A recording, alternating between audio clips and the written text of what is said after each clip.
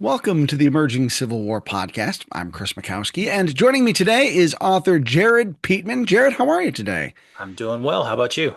I'm doing real well, thanks. And I'm always glad to be able to talk about guys from Maine. So it's always a treat for me because I have deep roots in the state. But you are the author of a brand new regimental history of the 20th Maine. Tell us a little bit about it. It's called A Hell of a Regiment, and we can talk more about the title in a little bit. But it essentially tracks the 20th Maine from their enlisting and the formation through, of course, the Battle of Gettysburg. I've heard they did something there that was important, and then to the post-war years as well, both looking at the how the veterans adjusted to coming home, but then also how they started to tell their story of what had happened at Gettysburg. So Gettysburg really is the nexus of the book, as it was of their wartime service, especially as they look back on it. And so the questions kind of circle and crystallize around that battle, that campaign. So I'll ask the elephant in the room question. Why another book on the 20th Maine? Well, let me ask you a question. When was the last time there was a book on the 20th Maine? Aha, see, because it's one of those regiments that a lot of people are like, oh, yeah, there's all this stuff in the 20th Maine, but there hasn't been a whole lot of scholarly activity beyond Joshua Lawrence Chamberlain stuff. Yeah, so there's a lot. That's exactly right. There's a lot on Chamberlain, but the last, serious book on the 20th Maine is 30 years ago. So Tom Desjardins wrote a fantastic book, "Stand Firm, You Boys from Maine," that came out in 1995, and it was excellent. And before that, of course, John Pullen's unit history that came out in 1957 was groundbreaking for unit histories. But really, other than some edited letter collections and the like, there hasn't actually been a lot else that's been written about the 20th Maine. I think folks very often conflate Chamberlain and the 20th Maine, but for the unit itself, 30 years in the past, and the two books that are out there are amazing. But we've learned a lot more over the last 30, 70 years. We've uncovered a lot more sources. I would suggest historians ask even some different questions now than they did at that time. So, John Pullen's book in 1957, it stopped as soon as the war ended, which was typical of books in that day. And now we're much more interested in some of these questions about the rest of the story, right? And so that's just one example of why I think it's sort of time for, another look at that unit. And it seems to me that the 20th suffers from that problem where people think they know about them because, they're ubiquitous in Chamberlain lore. But people probably don't know the whole story, even though they might think they do. Yeah, and what I tried to do in the book was for each chapter, I tried to answer a central question. And so it's less a narrative, a day by day blow, from start to finish. Each one was structured around a question that, I've been fascinated with this unit since I was 12. And so questions that had risen over time for me, questions like, we know they did really, really well at Gettysburg. We know they performed really well. That was almost their first battle. They were involved at Fredericksburg, but lightly involved. They took few casualties. They'd been involved in a few other small engagements before, but they're not exactly a battle-hardened unit. So one of the central questions I tried to answer in the first chapter was what happened during the first 10 months of service that allowed these men to perform so well at Gettysburg. So what was that experience of coming together as a unit? And, I talked about their training and the bonding and the impact of that, the Battle of Fredericksburg, the confidence they developed in their commanders, all of those sort of pieces. So really that sort of central question approach for each chapter was something that allowed me to sort of go in some directions that I think typical unit histories maybe don't do quite as much. Well, and I like that idea, where you said even just a few minutes ago, historians should be asking different questions now. And so kind of going in there with that inquisitive mindset really, I think, provides a really neat lens for then looking at the material you come up with. What is it that got you hooked on the 20th Maine in the first place as a kid? Well, I'm from Maine, so that helps. Yeah. So as I was growing up and became fascinated with the Civil War for whatever reason. And then, not long after that, and, family, friends, sort of hear, oh, there's, this person interested in the Civil War. Eventually, somebody put John Pullen's book in my hands, a borrowed copy of that book. And I read the story of the 20th Maine. By then, we went to Gettysburg for the first time when I was in the sixth grade. We went for April vacation, and then my mom brought me back every year for the next 7 years until eventually I went to undergrad there. So I don't know where this obsession, came from in particular, but I came to it pretty early, and it never really let go of me. Very good. Whereabouts in Maine are you from? I went to Skowhegan High School. I Okay. grew up in Canaan, Maine, so kind of middle of the state, on both axes. Very good. So my dad lives just north of Old Town, so Okay, I've had connections up there for more than 50 years. that's A lot of even more north. That's That's right. rare. Skowhegan State Fair was always the big fun thing to go to in the summertime. Absolutely, yeah. So you get the book, you start reading. It's probably got to be a little itchy to be so far away from, kind of where the central action was. Um, how did you develop that interest as a kid, aside from being able to kind of take the occasional visit? Well, the first thing I did is moved into middle and then high school was I started trying to collect accounts. I got this idea somehow of wouldn't it be interesting to pull together as many accounts as you can, primary accounts for the Gettysburg campaign, but starting on June 1st through July 31st of 1863, a month before through a month after the battle, essentially. And so I started, and there were a number of published ones by this time, especially in the wake of the movie Gettysburg, as that was sort of all around the same time. There were several, small, privately printed almost books that came out with some of these letter collections. But then there were a lot that were in private hands too, Maine State Archives, Maine State Historical Society, etc. But I started taking them all, and I would list for June 1st, for example, all 8 or 10 of the diary entries and the letters that were written home. And that way you could read them in chronological order. And it was fascinating. So on June 10th, for example, Jim Nichols, who's turns out to be the commander of Company K at Gettysburg, he gets drunk on duty. And he gets relieved of his command. And you have 6 or 8 different accounts of what happened of Nichols and everything that went on that day. And each filled in a little different piece of the puzzle and these different perspectives. And it's even interesting to do when they're in camp, or on the march, and you get all these different bits. And then of course when you get to the battle, you see all those different components as well. So I started putting all of those together. I started going to the Maine State Archives when I was about 14. They were very kind and turned a blind eye to the fact that I was underage and was there, and they let me stay. They were probably delighted. Hey, there's a young fellow who's interested in history. Yeah, they were fantastic. Very, very kind. And I just started getting into the records from that time. So by the time I went off to college, I had a about 150-page document that listed all of these accounts and sources. And for a long time I thought I would just publish that, which, in the end went in a different direction. Yeah. So at what point did you realize, oh, I might actually have a book here, and all that stuff started to coalesce into something more formal? Yeah, I mean, I had thought it would just be a maybe a publication of accounts. For grad school, I kind of put that aside. I did stuff on the Gettysburg Address and, all of that. And after I finished that project, I was at Gettysburg College. I was at the Civil War Institute, and Pete Carmichael had helped me find a publisher for my dissertation on the Gettysburg Address. And Pete said he did what academics always do. He said, "So what's next?" Yeah.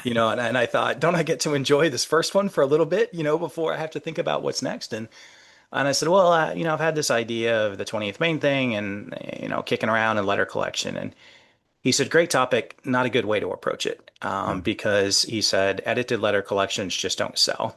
Right. And at the time, he was on the editorial board for UNC. They had just put out one, actually, of Chamberlain's post-war letters the year before. And he said that it had sold, just hundreds of copies. And that was it. And so he encouraged me to write a monograph instead. And at first I said, no, I'm not doing that. I have my idea.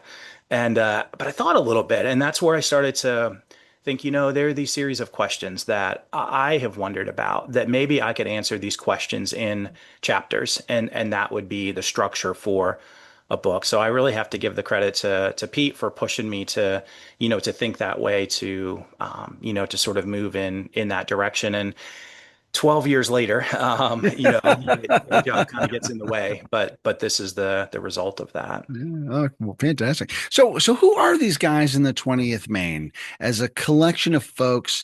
What are the towns they come from? What are their occupations? Who are these guys? They're from all over the place. If you know anything about the 20th Maine, you know they're kind of the leftovers. In 1862, the state of Maine is going to raise four regiments that summer to meet Lincoln's call for 300,000 more volunteers, the 16th through 19th Maine, but they end up raising, enough men that they ask for permission. They're authorized to form a fifth regiment, which will become the 20th Maine. But what it means is they're not drawn from a particular locale. So, your area, of course, the Second Maine from 1861, they're kind of from Bangor, Old Town, that whole area. Uh, in 1862, the 18th Maine is largely drawn from that area as well.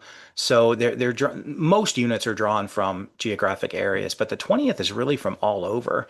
In fact, one of the maps that I had produced for the book has all 16 counties of Maine, and I showed how many men were from each county because there are men from every county in the unit. Now, a couple of the counties, there's only one or two, but there are men from every single county in the unit. So they're really from all over the place. Yeah. I understand that there's actually someone who's from northern Aroostook County who's still on his way to the muster because it's so far away to get from northern, it's the far reaches of the state there. But like at the time, like Maine is a lot of wilderness. So like the infrastructure to gather these guys together isn't like let's just hop on I-95 and head down. Like it was an effort to pull that kind of regiment together, I would imagine.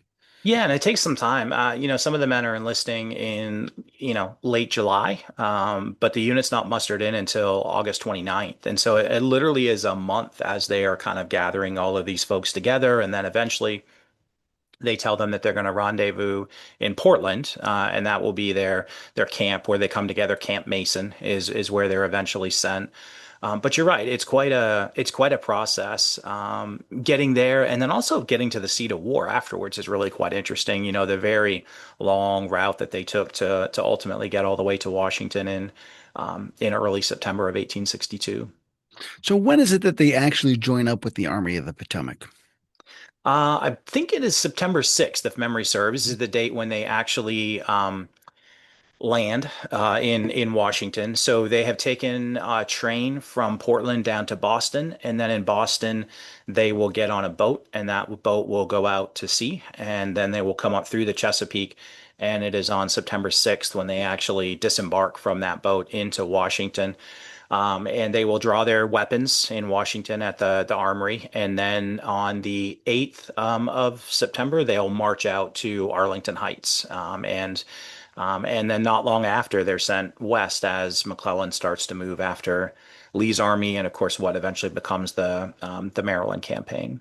I mean, that's a pretty panicky time for them to show up. Robert E. Lee is making his move after Second Manassas. Washington is in tumult.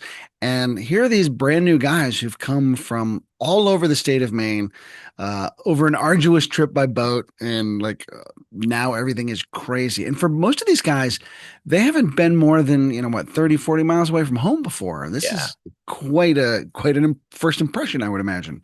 It is, yeah. I mean, the city, you're absolutely right. The city is in crisis as they're arriving. They're seeing hospital ships. They're seeing wounded everywhere in the aftermath of the Second Manassas campaign. And then pretty quickly they're sort of thrown into the ranks and they're essentially force marched out to Sharpsburg. And they've not marched like that before. Now, these are very fit people. Two-thirds of them had been farmers before the war, which is a pretty high ratio, but these are rural people. So, but anyway, they're used to hard work, but they're not used to marching like that. And, they have some real trouble on that first march out as they head west.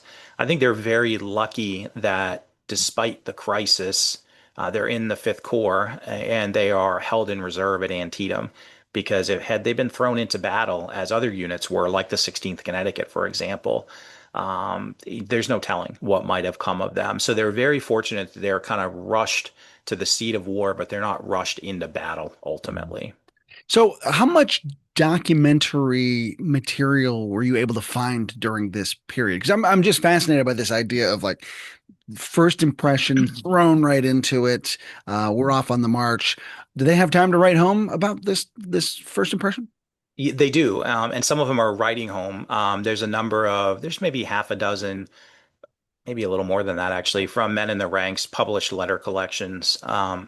The best one, which is unpublished, is from a guy named William T. Livermore, and it's a diary that he kept. And it's in private hands. I don't know where it is, unfortunately. It was sold at auction about 30 years ago. But before that, there were very high quality transcriptions placed at the University of Maine and a few other places as well. Um, and he's writing very extensive diary entries. Typically a minimum of 100 words a day, oftentimes 300 or 400 words a day. So this is a lot. I mean, usually you see a diary entry and it's a couple sentences. It's, weather was terrible. We went on picket. But this guy's going on and on and on. It's fantastic. So you have all of these accounts, and then men like Holman Melcher, who is a Bowdoin grad, is writing home to his brother.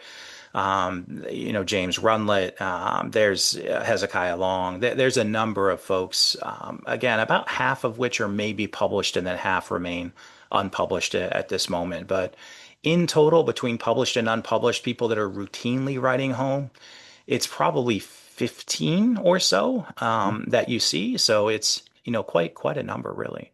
Enough to paint a pretty good picture for you then. Yeah. Absolutely. It's rare that you're having to rely, it's very rare that you're having to rely on just one sort of person's account of something, unless it's a very personal thing. But anything of significance, there's usually at least three, four, five accounts of it offering different perspectives. Wow. So Antietam has got to be a pretty nasty shock to the system. How does the regiment react to that as their first glimpse of battle, even though they weren't in the thick of it? They don't see a whole lot of it. They are, I think, they're a little bit shocked by what they see coming through, South Mountain and all of that. The remnants of the battle that had occurred there before they arrived. With Antietam, again, they're sort of held in reserve. There's a couple people that are, hit very lightly by some artillery overshots. But they are involved a couple days later at Shepherdstown, and sort of that crossing of the Potomac, and they're one of the units that is sent across the river and will end up pulling back with almost no casualties. But it's their first kind of sense of, this is pretty serious. They didn't really have blinders on, and the way some of the 1861 regiments, I think, folks were worried about missing all of the fun and those types of. By 1862, these men know what they're getting in for. They Yeah. know they're being called up to war because it's gone so badly. They're used to seeing the reports of the casualties. In fact, several of them write in their diaries that they were content to stay home until the big losses on the peninsula, and they realized that if the Union was going to win, that people like them had to step up and volunteer. So their eyes are pretty opened in terms of what they're getting into. Well, I think that's a great point because, one of the misconceptions, I think, of some of these later war regiments is that the Union's kind of scraping the bottom of the barrel in order to get these guys. And so the quality of these fellows isn't so great. And I've certainly seen that to be true by the time you get into 1864. But, these guys that, they're signing up here and, the summer of 62, and it's still pretty fresh, and they're not the dregs that people might assume that they might be.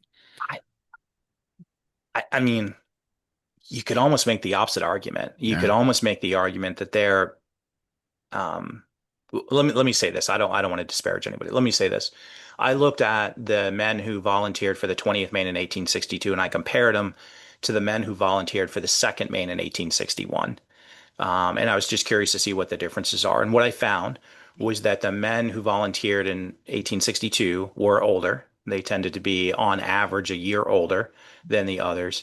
They were 10% more, 10% more likely to be married than the ones who had volunteered in 1861 as well. So you have a little bit more, they're a little older, they're a little more mature. They're, again, more likely to have families. And so the fact that they didn't volunteer in 1861, for a lot of them, they thought maybe it was going to be quick. They weren't going to disrupt their lives for something that might just be over very, very soon. But by 1862, this is a very conscious decision of, I'm joining this effort, and I'm aware of how many people have already been killed. Joshua Chamberlain's an interesting example. He himself doesn't volunteer in 1861. And there's a little bit of a timing question with this. When the war first breaks out, it's sort of in the middle of the semester. Chris, you know how tough that would be to leave your students behind. There is a bit of a timing piece here as well. But Chamberlain is also thinking about the experience of his own father, who had volunteered for the Aroostook War in the 1830s, this boundary dispute with British Canada, had marched off to war. And then before there was actually any shooting, the war ended. He'd been turned around, but he'd left home for all this time. And they're kind of thinking about that. A lot of these folks who don't enlist in 1861, and that's somewhat of the reason why. So, does the unit have the attachment to McClellan that so much of the rest of the army does? Because after Antietam, of course, there's this really tumultuous period. There's a little bit of limbo. There's a lot of political jockeying. There's the Emancipation Proclamation, and by the beginning of November, McClellan is out. Yeah. Um, how does the regiment handle that? I don't see a big attachment to McClellan from them. I mean, they mention his name once in a while, almost more descriptively. There's not a ton of really commentary about him, kind of worshiping of him, any of that stuff that you hear with some of the other, which only makes sense. I mean, by the time they're there, he's only in charge for one battle, and they're not actually engaged in that battle. And so, that it's perhaps not surprising that he is little talked about. As you think about it, though, I'm trying to think of examples of the unit really talking about any of their high command at any point, and there's very little of it other than them being, really annoyed with Burnside in the aftermath of the Mud March and all of that, and they talk about all that as a debacle. And but they don't talk about George Meade. They don't talk about Hooker. They don't talk about McClellan all that much. I mean, I think it's the people much closer to their level that they're focused on. They talk about Ames a whole lot, their first commander. They talk about Chamberlain a lot, um, but not so much the high command. Yeah. So you mentioned Burnside, and Fredericksburg is kind of one of those places. If people have heard of, something other than Gettysburg, they've probably heard about their action at Fredericksburg, and lots of paintings and sketches, and it's in the movie and all that kind of stuff. Um, and how much is real of that versus how much is Hollywood and pop culture and Mort Kunstler paintings and stuff like that? I think Fredericksburg is just amazingly important for the 20th Maine. I do not think you can overstate how incredibly important Fredericksburg is for the 20th Maine. Now, how important is the 20th Maine for Fredericksburg? I mean, not at all. Really, what they actually do, you know, they could have not been there and it would have had no impact on the outcome of that battle. But for the unit, hugely important, and this is why. So I mentioned they're not really involved at Antietam. After Antietam, the Army kind of goes into camp for a couple of months along the banks of Antietam Creek. And the unit initially is commanded by Adelbert Ames, who is only 26 years old, but he had been the son of a ship captain in Maine. He had sailed the world as sort of on the crew of these ships. He had gone to West Point at a time when West Point had a 5-year curriculum, and he had graduated at the very top of his class. I think he was fifth in the class. I can't remember off the top of my head, but he's at the very, very top of the class. He comes in and he sees this unit when they were first formed in Maine. And this is where the book title comes from. He looks at him and he says, "Well, that's a hell of a regiment." And it is not meant as a compliment. He there are a bunch of these civilians that don't know anything about drill. So when he gets that chance after Antietam, he is drilling them for hours and hours a day. It actually starts before that. It starts on the ship on the way down. And the officers right in the aftermath that they would talk to the men, but then the officers were getting these crash courses on what they needed to do. And that continued throughout. So in the fall of 1862, a lot of the men hate him. He is working them so hard, and he is not very kind to them either. And they despise him. Some of them are writing home about he's not going to make it through the first battle, you know, as in one of us is going to shoot him, not as in he's going to get hit by the enemy. Um, Will Livermore, who is a plays it very close to the vest, says something like, "I really wish that Colonel Ames would get promoted and be away from us." He said, "Although he is the best." So there's this kind of dual thing. But what is so important is that Fredericksburg, even though the 20th Maine plays a small role, they have to do a few very complicated things. They have to move through the town, which is tough to do. They have to change formations and move across that mill race on the far side of town, which again requires that change of formations under fire. The unit on their right ends up not advancing as they should, so they have to adjust their lines. And Chamberlain as the lieutenant colonel, Ames as the colonel, they feel like do a magnificent job with all of these maneuvers. And when they come out of that battle, they only had a very small number of casualties. It's only about 30 casualties in total. But when they come out of that battle, they have two things. One, they've done all this very well and they feel confident in themselves. They feel confident in their officers too. They write that Ames and Chamberlain led them very, very well. And they see the value in all this training that they've been doing, which they did not previously understand. And you now start to see all of these people writing home about, well, we now start to understand what Ames was trying to do. And Ames himself writes home to his parents and says, the men finally get what I've been up to. He said they didn't like me at first, but now we're getting along. And so Fredericksburg for the unit is absolutely critical. Yeah, yeah. Does Chamberlain in your investigations, does Chamberlain go up with his guys? Is he out there at night? Is he using dead bodies as a breastwork? The dead bodies thing is interesting. Ellis Spear, who is essentially the number two at Gettysburg, very late in life, Spear falls out with Chamberlain. I'm not sure Chamberlain is ever aware that Spear has fallen out with him, and frankly, a lot of it sort of happens after Chamberlain has even passed away. But Spear refutes this account that Chamberlain had written for the 50th anniversary of Fredericksburg, that appeared in I think it was Cosmopolitan magazine actually, is where it was published. And Chamberlain talks about, yeah, that night on the battlefield and being between the bodies of the dead. It's a little hard to tell to what extent that is literary rhetoric from Chamberlain and to what extent it's supposed to be true. A couple of those things. Spear went through line by line and refuted a number of things that Chamberlain wrote in that account. More recently, other historians have gone through line by line and proved where Spear's refutations were wrong of what Chamberlain had said. So, there's some murkiness with all of that. But to your question about is Chamberlain amongst the men, absolutely.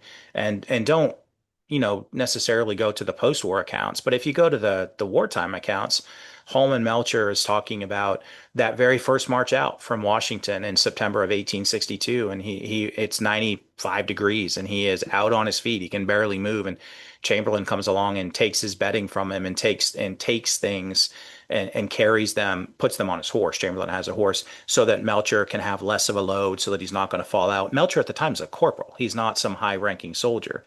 And this is very common of, that type of thing. That when Chamberlain gets promoted in May of 1863, a number of the men write about their satisfaction with that. And even though they're losing Ames, who they've come to really respect, they are very happy that Chamberlain is the one who's going to be taken over for him.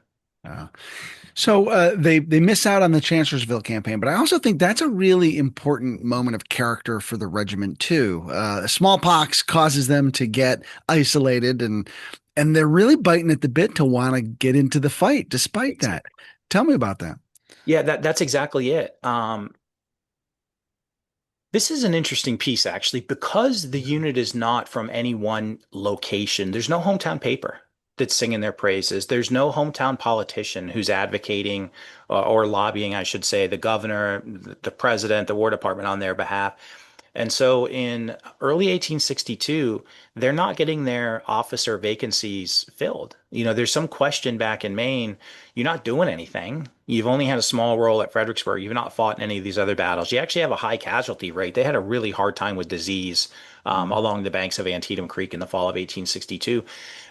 Compared to the 16th Maine, the 17th Maine, the 19th Maine that are also with the Army of the Potomac, y'all look like you're not doing very much. And that's kind of the word back in Maine. In fact, Chamberlain meets with it's now Governor Coburn in February of 1863, Chamberlain's home on leave, and he writes a letter as soon as he returns to camp. And we don't know exactly what was said in that meeting, but Chamberlain says something like, "I'm hoping that the next time we meet, we'll have a better reputation than we do right now. We're hoping that you'll think more of us than you do right now." And the men are upset because within the Army, they have a very good reputation.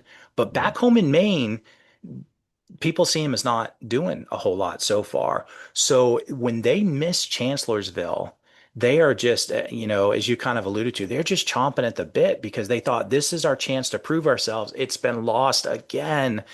And part of that means Ames isn't getting promoted, so therefore Chamberlain's not getting promoted. Two interesting things happen.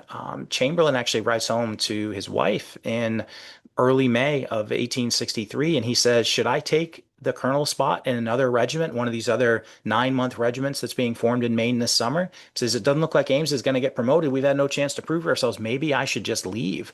And he is seriously considering that in May of 1863. So yeah, they feel like they are primed to do so well, and yet they just don't have a chance to do it. So obviously, their chance comes a couple of months later at Gettysburg, um, shrouded in myth and legend and pop culture and all sorts of stuff. Let me just ask you before you sort of recap that, knowing that there's so much baggage to that story, as a historian, how did you approach that, knowing that there are going to be some logistical challenges to writing about it? Yeah. Um, well, it was a 75-page chapter when I wrote it. So I mean, I just, I tried to cover it all as much as I could. It's by far the longest of any of them. Um, one of the things that struck me when I read it, I don't know, maybe 10 years ago now, Harry Fons once said that July 2nd was a day that needed a lot of saving. And I thought, that's really the way to think about this. You can say the 20th Maine saved the day, and you can say the 140th New York saved the day, and you can say the guys on Culp's Hill saved the day. This doesn't have to be some exclusive thing where it's either you believe that Chamberlain and the 20th Maine saved the day, or you believe that other folks, all of those things can be true at the same time. Right. And that's really the approach that I tried to take with that, not to give them all of the credit, but what did they do? Because I think the pendulum sort of swings on that, right? Some folks want to say that they single-handedly saved the world. Other folks want to say that they were useless and did nothing of importance. Clearly, neither of those things is true, right? So how do we sort of put it in the perspective of what was the importance of Little Round Top and their action on Little Round Top? And then the secondary part is, what actually happened there. And so those are the pieces that I tried to answer in that chapter. Yeah. As you got into it yourself, did you come to new discoveries that surprised you, or what sort of clarity did you find as you did your work? I think um from my perspective, it was more trying to bring all of these different accounts into some sort of cohesiveness. Uh-huh. I found a couple of things that I think have been uh, underutilized, only mentioned once or twice, a few accounts that I do think shed new light on some things in particular. But it was more, trying to bring it all into coherence. One thing that I think is really important in terms of the importance of Little Round Top, I think too often folks metaphorically stand on the crest of Little Round Top and they look north and they imagine what would have happened if the Confederates had put artillery up on Little Round Top and tried to shell the line. But then there are the obvious counters of, well, how many could you get up there? But a few years ago, when I was at the Civil War Institute, there were a number of talks about Meade's mindset, about logistics, about retreat routes, about Pipe Creek, all of those things. And it really raises the point. Instead, if you imagine yourself standing on the crest of Little Round Top and instead you look to the east, you are literally 300 yards away from the Town Road. You are, not all that far away from the Baltimore Pike. In other words, you have put a serious threat to George Meade's retreat route, his supply route, his logistical tail. And so really the challenge is less that from Little Round Top, the Confederates were going to bombard the Union line. The threat more is a Confederate force of any substantial size there, I think compels George Meade to retreat and retreat pretty quickly because Mm. he cannot allow his army to end up north of where the Confederates are during that time period. So that's sort of an interpretive piece, just to that question of what is the importance ultimately of what they did. That is something that I think is not emphasized enough. Yeah, it's a great point because of course, Meade being new to command, he's got a real issue with supplies. He's trying to get organized in the back, and he's barely hanging on by a thread, as he's trying to get control of all this. And so to think about, a Confederate presence that might jeopardize those logistics that he's just getting into place is a Yeah, huge deal, huge deal. absolutely. So, and of course, Chamberlain has famously written about Little Round Top, and then Spear later contests some of those accounts as well. And what sort of sense do you make out of that rivalry between the two of them at that moment? Um, Spear doesn't agree with himself is part of the challenge. What's Spear writes the first public account of what happened in the 20th Maine that's published in a Maine newspaper 3 weeks after the battle, and he gives all the credit to Chamberlain. Right. And over time, Spear, very late in his life, Spear will change his mind. It clearly seems to be a reaction to he is frustrated by the article that Chamberlain wrote on Fredericksburg, and he feels like Chamberlain put himself front and center too much in that article. That might be a fair criticism. Chamberlain at that point by the time it's published, has just about 13 months to live. And I think to some extent, it's kind of Chamberlain's last attempt to secure his legacy in that moment. Spear feels like he didn't give enough credit to Ames and some other folks. If you have that criticism in your head and you read the article, you can see why he would say that. If that Right. criticism isn't in your head, I don't know that it jumps out to me as glaringly obvious that he should have written it differently. But Spear does turn on him at the very end of his life. But as recently as 1910, they're writing back and forth very cordially. So Yeah. again, this falling out is much on Spear's side, and I'm not even sure that Chamberlain is aware of it, even by the time he passes away.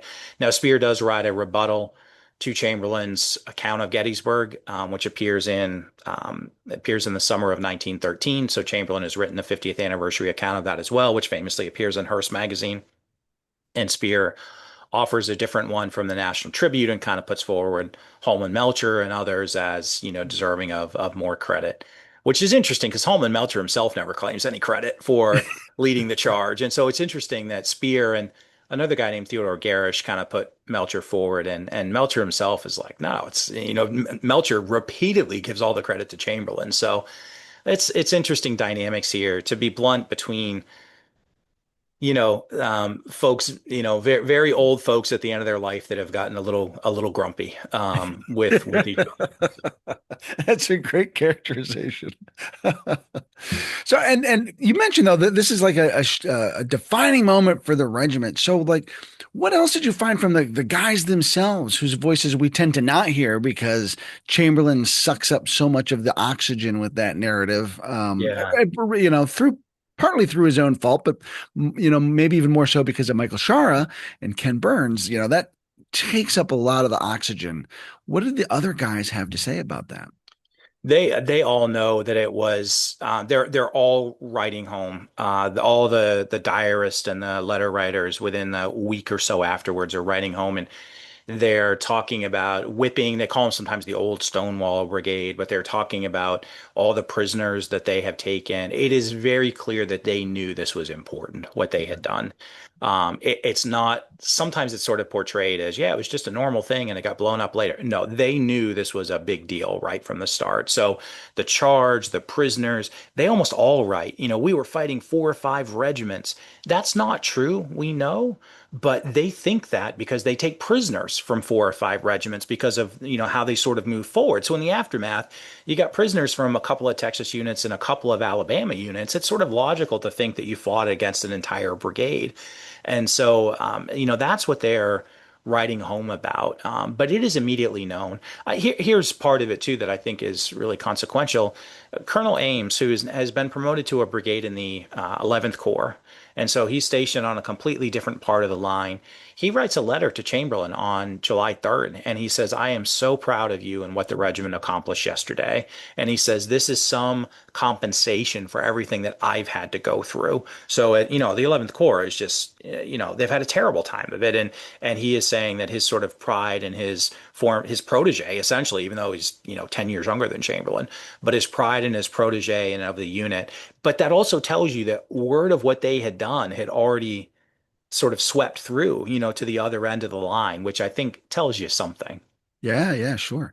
And I also think that the 20th Maine suffers a little bit from 20th Maine fatigue. People there's at least some element that people are like over 20th Maine. Yeah. But like they do incredible stuff and their story is super compelling, as you said. And it's a shame that some people maybe kneecap their contribution because they think, oh, well, Chamberlain just blew it up. Like it was the real deal.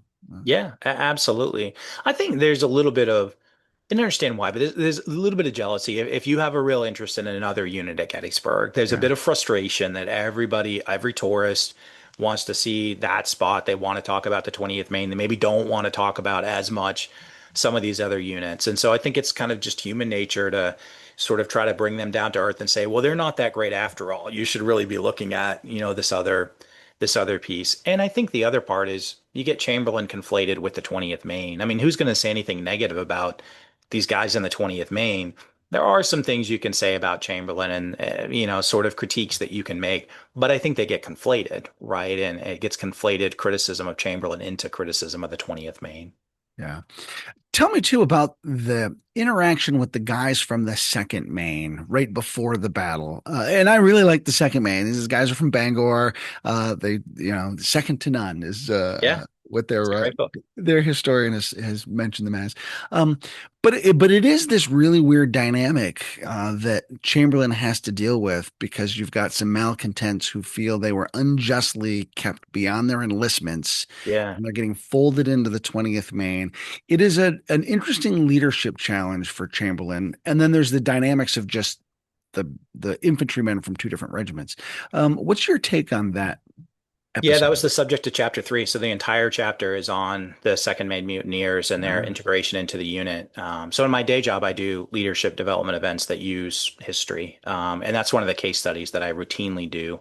In a modern context, I talk about it in terms of employee engagement, right? So you have these folks that have become disengaged, and how do you get them to re-engage in the organization? Um, from the historical context, that story is so interesting because I wouldn't say that anybody who's talked about it previously has been inaccurate, but it's just that it's usually covered in 1 to 2 pages, and there's just so much more sort of going on there. So here's the full situation. The Second Maine enlist in April, actually, of 1861. At first, they signed 3-month contracts because that's what Lincoln has called for. But even before, within just a week or so, the Maine state legislature says, no, no, no, we're not doing that. This war is going to last longer. We're going to sign 2-year contracts instead, and we're going to raise more regiments than Lincoln asked for. So these guys are told, tear up your 3-month contracts or you're out. So they've torn up that set of contracts, and they've all signed 2-year contracts. April 1861. They get sent off to war, but they get sick. They actually get a bunch of them get measles. And so they get put ashore in New York. They're camping out under the New York Mets Stadium, where the Met Stadium is today. And a federal mustering in officer shows up May 28th, 1861. He looks at these 2-year contracts that these 750 guys have signed, and he says, what's this? These are our enlistment contracts. And he says, last week, the government said 3-year contracts. We're all going to 3-year contracts. You got to tear these up. You got to sign 3-year contracts. And 150 of them said, okay. And so they tore up their 2-year contracts and they signed 3-year contracts. 600 of them said, we already tore up one set of contracts. We're not tearing up another set. Either take us or send us home. It's up to you. And the guy has no clue what to do. And so he just musters them all in. So you have 600 guys who have signed 2-year contracts. You have 150 who've signed 3-year contracts, right? So fast forward, go off to war 2 years later. One of the issues you've had is the unit left the state under strength right from the start. They take 150 casualties at First Manassas. So there's recruiters back in Maine right from the start bringing more men to the unit. Some of these guys enlist on June 3rd, 1861. A couple of them are taken prisoner at First Manassas. These are later recruits, not members of the original part of the unit. Fast forward 2 years, and the decision the Army makes in the spring of 1863 is this. If you were an original member of the unit who was mustered in under the Met Stadium in New York, it doesn't matter if you sign 2 year papers or 3 year papers, you get to go home. And they throw a big parade for them in Bangor. However, if you're one of these later recruits who signed a 3 year paper, you're staying for that extra Mm. term of service. Talk about arbitrary, right? So it doesn't even, Yeah. it's not even that it's 2 year and 3 year. There's two different sets of the 3 year people, right? And so it's those later recruits who end up being told they have to stay behind. And so what do? They do what Americans do. They write a letter to their elected official. They petition the governor and they say, like, hey, what's the deal? And the governor never writes back to him. Now, there's been a change. It's not the same governor in 1863 that it was in 1861. He never gets back to him. And now they are told, we're going to transfer you over to the 20th Maine. And they say, we want to hear back first. And the government says, no, you need to go. And so they mutiny. Mutiny is just you don't follow the orders of your officers. They don't fight. They just sit down and they refuse to go. Eventually, they're moved at bayonet point over to the camp of the 20th Maine, and this is where Chamberlain sort of takes over. About Chamberlain tells them they have to do their duty. About two-thirds of them say, "Okay, fine." They're willing to, under new command or new situation. About 40 of them won't do that, and 38 of the 40 just stay in their tent and they don't show up for duty. They're placed under arrest. Two of them start walking up and down the streets of where they're camped and they start shouting things like, I'll never do another day of service for this army. I'd rather fight under the flag of the rebels than fight for this army. And the first one is a guy named Henry Moore. He's from my hometown and he was court-martialed on June 1st and he's sentenced to execution. Ooh. And Lincoln ultimately will commute the sentence. There's only a handful of people that are sentenced for desertion essentially or for mutiny during the war that are actually executed. The sentence is commuted. The others over time slowly drop the dissent. And I think that's part of Chamberlain's brilliance. It's not, you've got to get in line tomorrow or I'm breaking heads. He's willing to sort of let these things play out.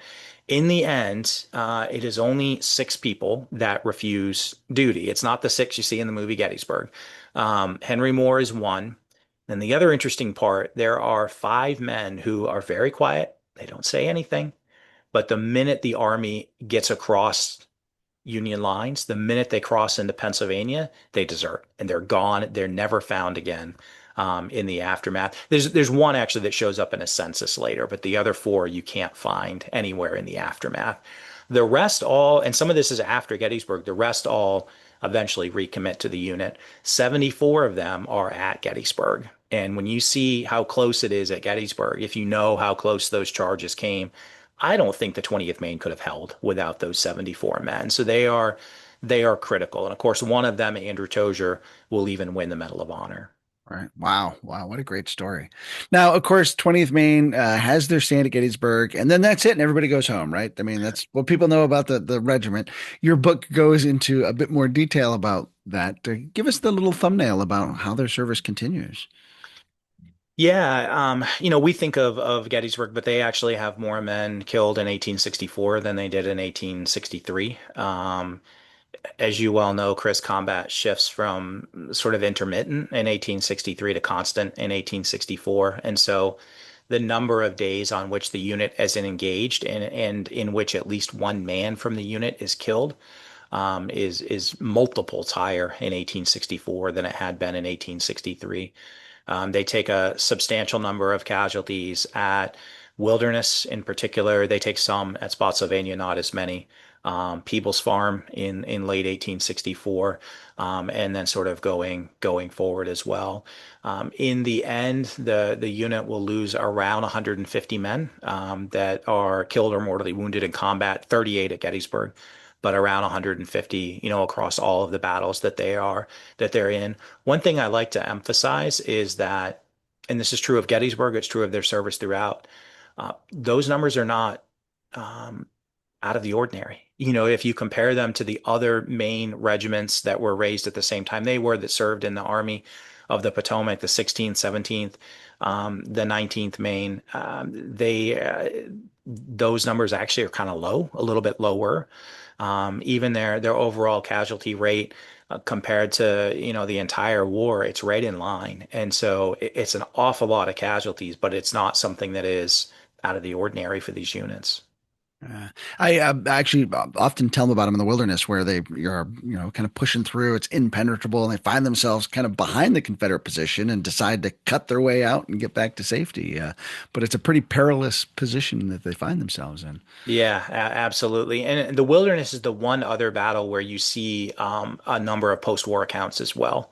And so, other than Chamberlain, who writes a few things, most of the men, if they're going to write something after the war, it is Gettysburg and rarely anything else. The Wilderness is the only one where you have multiple other published accounts in the aftermath of the war. Uh, Now, you mentioned that once the war's over, and that's kind of where regimental histories have ended on the 20th Maine. But you go into more of a memory study after that and sort of talk about the echoes and the ramifications and the impact of this on their lives. Tell us about that because I think that's a really important part of the story that people don't get to hear.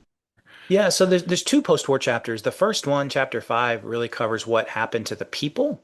And so I looked at how long did they live, what health problems did they have, where did they settle, what professions did they have, what are some of the big events, that occurred to them.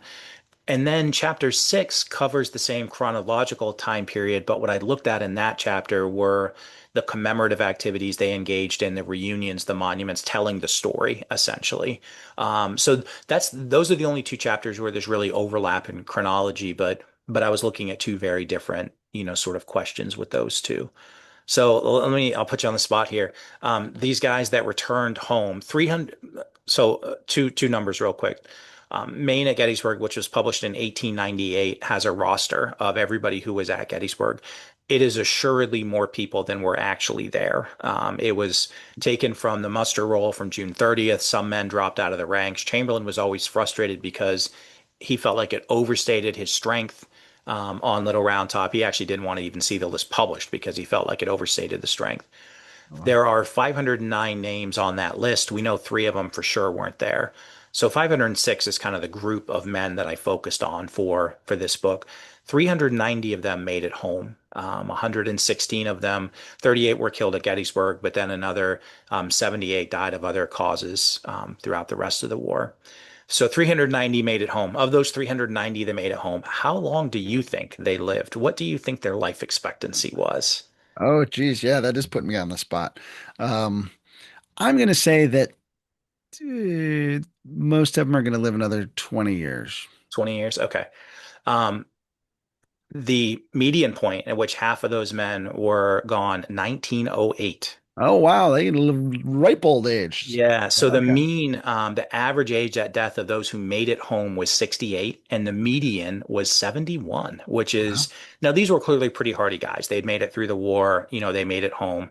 But that longevity really shocked me when I read it. That was one of the very surprising things. The last survivor of the unit was a guy named Leonard Cummings. He died in 1939. Wow. Yeah, 75% of them lived at least until their 60s. So, they did an awful lot of things in the aftermath of the war. Most of them stayed in Maine, but certainly not all. They did scatter to. They didn't like the former Confederate states. There's only one or two that are buried there, if you don't count Arlington National Cemetery. Only a couple buried in the former Confederacy, but kind of scattered across the country otherwise, and really just fascinating post-war lives. So, as folks take a look at your book, what do you hope that they take away from it? I'm going to say something that's kind of contradictory here. I hope they both look at the stories that are exceptional to the 20th Maine, the stories and the things that are totally unique that no other regiment experienced. But at the same time, I hope they see all of the things that the 20th Maine experienced as similar to what other units were experiencing too. And so I was struck by this duality throughout of, again, the uniqueness in the some ways, but then on the other hand, very common experiences on the other hand. So, uh, I hope people enjoy the story of the 20th, but I hope it makes them think about the regiment that's maybe near and dear to their heart and to ask some of these same, sort of questions and maybe draw some similar insights as well. Yeah. I mean, the thing that I'm really excited about the book about is, again, it's one of those things we think we know about, and here's a chance for us to take a closer look at something maybe we think we know about and have a new appreciation for it and learn some new things. I mean, to me, it's super exciting to be able to do that. Yeah. Thank you. Anything I haven't asked you that you want to share with folks before we wrap up? No, I think these were good questions, and anything else you want to know, you're gonna have to read the book. So, yeah, we'll leave a little bit of mystery there. Okay, the book's called A Hell of a Regiment, the 20th Maine. Jared Peatman is the author, and where are folks going to be able to find the book when they're looking for it? You can find it pretty much everywhere. So, Okay. officially, it's released on June 16th, and so it's up on all the normal places: Barnes and Noble, Amazon, Booklist, Bookshop, for pre-order, and then it'll be carried at all of those places as well. I also have a number of speaking events I'm doing throughout, so you can find those as well. Congratulations, Jared. I'm looking forward to the book. So, Thank you very much, Chris. I'm Chris Mackowski for the Emerging Civil War podcast. Thanks for being with us. We'll see you online and on the battlefield.